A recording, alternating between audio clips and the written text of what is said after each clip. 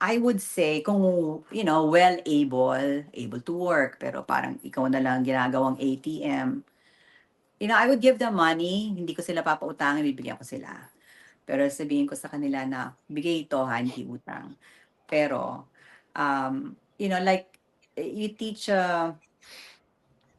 them how to yung paano mangingisda, turuan mo sila paano mangisda, hindi yung ikaw nangingisda for them. I would have I would probably have a mouthful to say kasi gano'n ako na bibigyan ko sila ng pera pero makakarinig sila sa akin ng pangangaral. To the point na siguro mahihirapan na silang humingi dahil ayaw na nilang marinig yung masasabi ko.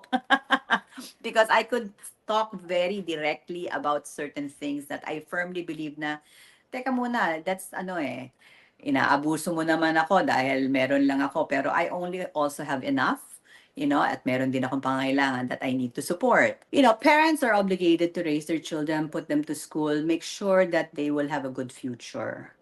Children should not be obligated to, take care of their parents. But then, while I say that, um, there are times when parents are in a position of not being able to take care of themselves because of the sacrifices they made for their children. You know, for example, it could be that, let's say ako, ay hindi ako nakapag-ipon eh. Bakit?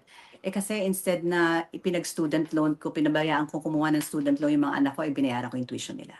So instead na nagsasave ako for my retirement, wala, napunta sa education nila. Yung ganon. There are reasons sometimes why parents are not in a position to support themselves when they're old.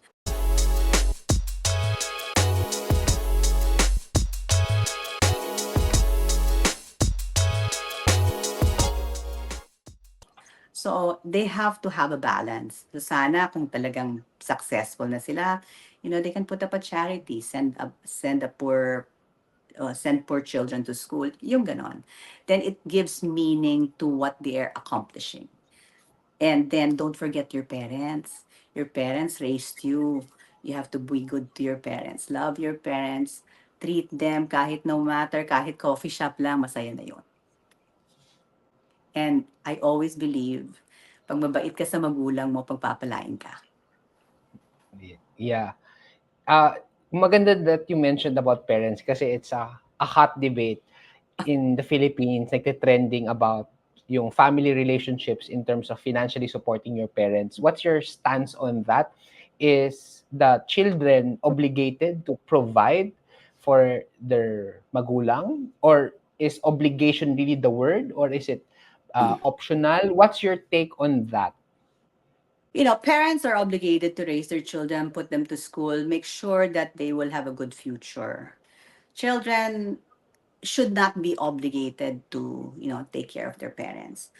But then, while I say that, um, there are times when parents are in a position of not being able to take care of themselves because of the sacrifices they made for their children. For example, it could be that, let's say ako, ay hindi ako nakapag-ipon eh. Bakit? Kasi instead na ipinag-student loan ko, pinabayaan ko kumuha ng student loan yung mga anak ko, binayaran ko yung tuition nila. So instead na nagsasave ako for my retirement, wala, napunta sa education nila. Yung ganon. There are reasons sometimes why parents are not in a position to support themselves when they're old. Maybe because they supported their children more than they gave importance to their own retirement when they get older. So, um, our parents are the one who raised us. Wala tayo dito kung wala sila, di ba? And think, nung maliit kayo, sino nag-alaga sa inyo? So although hindi natin obligasyon na alagaan ng magulang natin, it's just out of pure kindness to anyone, to any human being, especially to your parents, that, take care of them. And when you have success, share it with them.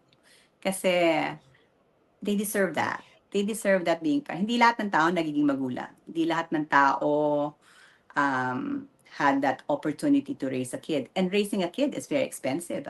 And apart from the expense, the sacrifices that the parents give. So while I say you're not obligated, out of pure kindness to any human being, and especially to your parents, maybe you should help them out when you feel they need it. If you are in a position to help. Yeah. At Ate G, if the situation, for example, kasi madaling mahalin at madaling maging kind sa magulang who has been loving, who has been really sacrificing for you. Pero if we push it further, paano kung yung magulang mo is baliktad? Sila yung toxic, sila yung talagang nagiging thorn in your flesh. Will you still financially provide or Ah, whatever your tip on that? Kasi hindi maiiwasan na ganun yung sitwasyon eh. Hindi kasi lahat na okay yung family relationship. Paano kung toxic yung magulang or to a mm. point nanakawan ka pa ng magulang, gano'n. I guess depende yun, ano? I mean, most parents are good parents, but there are also parents that are abusive. So, syempre, depende yun. Case to case na yan, Neil. Parang, I'm talking in general because a majority of parents are, no. But of course, if I have a toxic parent who abused me, syempre, it will be difficult to help them. Although, ang sabi ng Diyos, mahalin natin kahit kaaway natin, di ba? Eh, di lalo na pati magulang natin. No matter what you say, no matter how toxic they are, um, tao pa rin yan at lalo pa magulang mo. At lalo pa kung nangangailangan at may kaya ka to help. Masakit man tumulong sa loob mo dahil sinaktan ka, pero dahil pamilya mo, kung kaya mo naman, tulungan mo na lang. Pagpasa Diyos mo na lang whatever hurt. And I'm drawing so much on my spiritual side kasi that's what I believe. Kasi we all have the tendency to hate and to be angry. But of course, that, if it remains in your heart, will affect you also and will have a negative effect on your life. Mabigat yun eh. But if you not, maybe you won't forget, but if you forgive and if you're in a position financially to be able to help your parents who abused you, who were toxic, pero magulang mo pa rin yan, tulungan mo na lang kung kaya mo. And then forgive. Kasi I think that's the right thing to do. Yeah.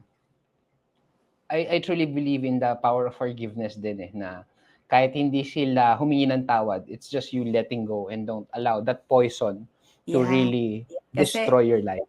ikaw yun eh. Ikaw yung mamamatay doon internally dahil sa Yes. pagpasa Diyos na lang ang mga ganon. Because I Siguro have those kind of things, yeah. yeah, i-ano natin yung sitwasyon. Kasi, okay, sige, parents. What if hindi naman parents yung susuportahan? What if relatives or kapatid Oo. na malakas pa din, pero naging umaasa na sa'yo kasi ikaw yung nag-ibang bansa at feeling nila ikaw na yung ATM. So, Oo. what's your advice to our kababayan na yung mga well-bodied kamag-anak or kapatid na umasa na totally, hindi na masyado kumayod at dumiskarte? Mm-mm. Ako, I mean, I don't have that, but I get that a lot in the comments in my videos. I would say kung well able to work pero parang ikaw na lang ginagawang ATM, I would give them money, hindi ko sila papautangin, bibigyan ko sila. Pero sabihin ko sa kanila na bigay ito ha, hindi utang. Pero like you teach them how to yung paano mangingisda, turuan mo sila paano mangisda, hindi yung ikaw nangingisda for them. I would probably have a mouthful to say kasi ganun ako na bibigyan ko silang pera pero makakarinig sila sa akin ng pangangaral. To the point na siguro mahihirapan na silang humingi dahil ayaw na nilang marinig yung masasabi ko. Because I could talk very directly about certain things that I firmly believe na, teka muna, that's inaabuso mo naman ako dahil meron lang ako pero I only also have enough, at meron din akong pangangailangan that I need to support. Pero for you to just rely on me, kaya mo naman magtrabaho, is unfair. Much as I would give them something, baka hindi na sila makaulit sa sasabihin ko sa kanila. Dahil tuturuan ko sila. At it will probably hurt them because the truth hurts, but I will say it, kasi I will not let anyone abuse me, especially able-bodied people who kaya nyo naman, nakatapos naman kayo, ang lakas ng katawan nyo, bakit kayo humihingi? You know? Yeah, kasi we hear a lot of stories na pagka nag-ibang bansa yung kapamilya nila, yung biglang naging tamad na majority of their family na Talaga ba? umasa. And I mean, hindi naman lahat, pero I hear stories kasi na ganun na parang, oh sige, kasi si ate nag-ibang bansa na, oh sige na, okay na. Tapos every time na magvi-video call, instead kamustahin yung si ate or yung hardship ni ate, yung padala ni ate. Like,